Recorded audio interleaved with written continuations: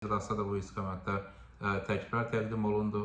Xüsusən çoxuşaqlı ailə anlayışının 5-dən 3-ə endirilməsi ilə bağlı təkliflər təqdim olunub. Bu da təbii ki, pensiya yaşının daha tez pensiyaya çıxmaq istəyən vətəndaşlarımızın sayının artmasına və xüsusən də çoxuşaqlı olan vətəndaşlarımızın daha tez pensiyaya çıxmasına təmin etmiş olur. Artıq maliyyələşmə ilə bağlı qanun Milli Məclisdə müzakirə olunur və qəbul olunub birinci oxunuşda.